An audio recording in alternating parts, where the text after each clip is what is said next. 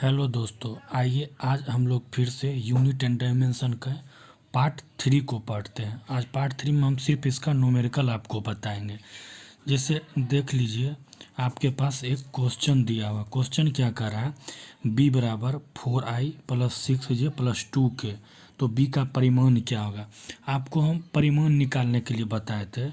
यहाँ आप लिख सकते हैं b का परिमाण बराबर क्या करना है, सिर्फ सबको स्क्वायर करके ऐड कर देना है। 4 है तो 4 का स्क्वायर करिए, 6 है तो 6 का स्क्वायर करिए, 2 है तो 2 का स्क्वायर करिए। 4 का स्क्वायर क्या लिखिएगा 16, और 6 का स्क्वायर क्या लिखिएगा 36, 2 का स्क्वायर क्या लिखिएगा 4। तो 36 4 40 और 16 कितना हो गया 56। तो b का परिमाण क्या हो गया 56। ये इसका आंसर हो गया। चलिए फिर से नेक्स्ट क्वेश्चन करते हैं। अब देखिए नेक्स्ट क्वेश्चन आपका है a बराबर 3i प्लस 4j का परिमाण क्या होगा। देखिए 3i प्लस 4j है और k नहीं है, तो आप क्या लिख सकते हैं, अगर नहीं दिया हुआ k को आप 0 के मान सकते हैं, या नहीं भी दीजिएगा कोई बात नहीं।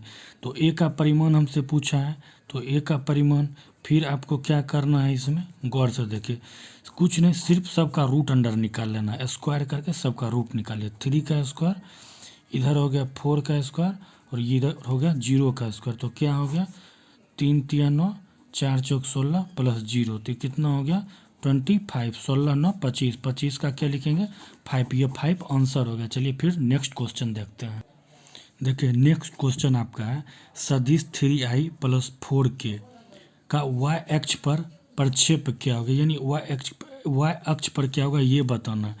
जैसे हम लोग जानते हैं 3i प्लस 4k दिया है, लेकिन j यहाँ मिस है, तो j मिस है तो इसको क्या लिख सकते हैं 0j लिख सकते हैं 0j। तो इसको 3i हो गया, यहाँ 3i लिख दीजिए, 0j हो गया 0j लिख दीजिए, प्लस 4k लिख दीजिए, हो गया। अब y एक्सिस पर पूछ रहा है, ये x एक्सिस को डिनोट करता है, j आपका y एक्सिस को डिनोट करता है, k आपको z एक्सिस को डिनोट करता है। तो y अक्ष पर प्रक्षेप क्या हो गया, y एक्सिस पे आपका प्रक्षेप क्या हो जाएगा 0, यही 0 आंसर है। यह रेलवे में मोस्ट टाइम पूछा गया क्वेश्चन है। चलिए नेक्स्ट क्वेश्चन देखते हैं। चलिए नेक्स्ट क्वेश्चन हम देखते हैं, इसका भी आपसे परिमाण पूछ रहा है। अगर परिमाण निकालना है तो आपको सिंपली कुछ नहीं करना, 2 का स्क्वायर कर दीजिए, लिख दीजिए 2 का स्क्वायर, 3 है तो 3 का स्क्वायर कर दीजिए, 6 दिया हुआ है तो 6 का स्क्वायर कर दीजिए। तो आप क्या लिख सकते हैं 2 का स्क्वायर 4, 3 का स्क्वायर 9, 6 का स्क्वायर 36। तो ये टोटल कितना हो गया 49, और वैल्यू क्या आ गया 7, यही 7 इसका क्या हो गया परिमाण हो गया। चलिए फिर नेक्स्ट क्वेश्चन देखते हैं। अब देखिए अगला क्वेश्चन दिया हुआ है, दो सदिश 4i plus 7j and 2i plus 3j को जोड़े जाते हैं, तो इन सदिशों का योग क्या हो गया। पहले देखिए हम मान लेते हैं a बराबर हमको दे दिया है 4i प्लस 7j मान लिए, और b बराबर हमको दे दिया है 2i plus 3j, 2i plus 3j। अब क्या करना है, इस दोनों को ऐड कर दीजिए, ऐड करिएगा तो 6 4 और 2 कितना हो जाएगा 6। तो इसको क्या लिखिएगा 6i लिख दें, 7 और 3 कितना हो गया 10j हो गया 10j। अब पूछ रहा है ऐड करने के बाद जो हमको सदिश मिला है, इस सदिश का योग क्या होगा। अब इस सदिश का योग क्या होगा, तो इस सदिश का योग ये हो गया। इस सदिश के योग का यदि आपसे परिमाण पूछे क्या होगा, परिमाण पूछेगा तब परिमाण के केस में क्या निकालिएगा a प्लस b। अब इसको फिर क्या करना वर्ग कर देना, रूट करके वर्ग कर दीजिए, 6 का स्क्वायर प्लस 10 का स्क्वायर, यानी ये कितना हो गया 36 प्लस 100, तो ये कितना हो गया 136, ये आपका आंसर हो गया। चलिए फिर नेक्स्ट क्वेश्चन देखते हैं। आइए नेक्स्ट क्वेश्चन में हम लोग देखते हैं, यदि a बराबर 3i प्लस 4j और b बराबर 4i माइनस 3j, तो a माइनस b के बीच का कोण क्या होगा। कोण पूछा यानी एंगल पूछ रहा है। सबसे पहले क्या करिए a और b का आप डॉट प्रोडक्ट निकाल दीजिए, दोनों को मल्टीप्लाई करना है।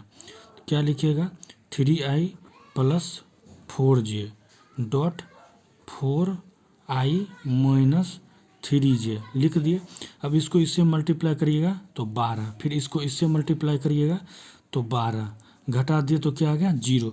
अब देखिए क्या करना है, ए का मैग्नीट्यूड निकाल दीजिए, ए का निकाल रहे हैं तो क्या करना है इसके लिए स्क्वायर, 3 का स्क्वायर प्लस 4 है तो 4 का स्क्वायर कर दीजिए। तो ये कितना हो गया, यहाँ से लिख सकते 3 तिया 9 4 चौक 16, यानी ये आ गया मेरा 25 का 5 आ गया। फिर हमको बी का निकालना, फिर यहाँ बी है, इस बी का भी निकालिए। तो इसके लिए क्या करना पड़ेगा, 4 का स्क्वायर करिए प्लस -3i है तो ब्रैकेट के अंदर आएगा -3i। जब इसका स्क्वायर निकालिएगा तो 16 प्लस क्या हो जाएगा 9, चूँकि 2 बार -3 मल्टीप्लाई हो रहा है तो माइनस माइनस कट जाएगा, 3 का मल्टीप्लाई 9 आ जाएगा। ये भी आपका 25 का स्क्वायर क्या आ गया 5 आ गया। अब हम लोग जानते हैं, आपको बताए हुए हैं कि ए डॉट बी बराबर क्या होगा, ए बी कॉस थीटा, ये आपको हम बताए हुए हैं। तो ए डॉट बी का वैल्यू कितना आया 0 और ए का वैल्यू मेरा कितना आया 5, तो लिख दीजिए 5। बी का वैल्यू कितना आया 5, ये भी लिख दीजिए 5 कॉस थीटा। अब देखिए अगर हम जानते हैं, अब हम जानते हैं कि कॉस थीटा बराबर क्या हो गया 0/25 इक्वल टू क्या होगा 0 ही होगा। तो cos theta equal to 0, cos कितना डिग्री का वैल्यू 0 होता है, आप लोग को मालूम होगा कॉस 90 डिग्री का वैल्यू 0 होता है। कॉस से कॉस कट गया तो थीटा इक्वल टू 90 डिग्री, ये आपका एंगल हो गया जो क्वेश्चन में पूछ रहा था। चलिए एक क्वेश्चन और है उसको भी देख लेते हैं। आइए लास्ट क्वेश्चन देखते हैं। जैसे आपको दिया हुआ है, यदि सदिशों का सदिश गुणनफल अदिशों के अदिश गुणनफल का 3 गुना हो तो सदिशों के बीच का कोण क्या होगा। इसमें भी आपसे एंगल पूछ रहा है। देखिए क्या करा, सदिशों का सदिश गुणनफल, तो सदिशों का सदिश गुणनफल a क्रॉस बी। उसके बाद क्या करा, सदिशों के अदिश गुणनफल का √3 गुना, तो सदिशों का अदिश गुणनफल, तो अदिश गुणनफल का क्या होगा √3 गुना, तो ये हो जाएगा। अब इतना लिख लिया। इसका फॉर्मूला आपको हम बताए हुए थे, ए क्रॉस बी का फॉर्मूला होता है ए बी साइन थीटा। इसका फॉर्मूला आपको हम बताए होते हुए थे, इसका होता है ए बी कॉस थीटा। लिख लीजिए, यहाँ क्या हो जाएगा ए बी से ए बी कट जाएगा। तो हम क्या जानते हैं, साइन थीटा बराबर √3 कॉस थीटा। अब कॉस थीटा को अपोजिट साइड लाइए तो क्या लिखाएगा, साइन थीटा बटा कॉस थीटा बराबर √3 साइन थीटा बटा कॉस थीटा। साइन थीटा बटा कॉस थीटा को आप क्या लिख सकते हैं, टेन थीटा। तो टेन थीटा बराबर क्या होगा √3। अब हमको पता है टेन थीटा में √3 कितना का वैल्यू होता है, 60 डिग्री को 60 डिग्री का। तो यहाँ क्या लिख सकते हैं, टेन थीटा बराबर 60 डिग्री, 10 से 10 कट गया और थीटा बराबर क्या आ जाएगा 60 डिग्री। यही इसका आंसर होगा 60 डिग्री।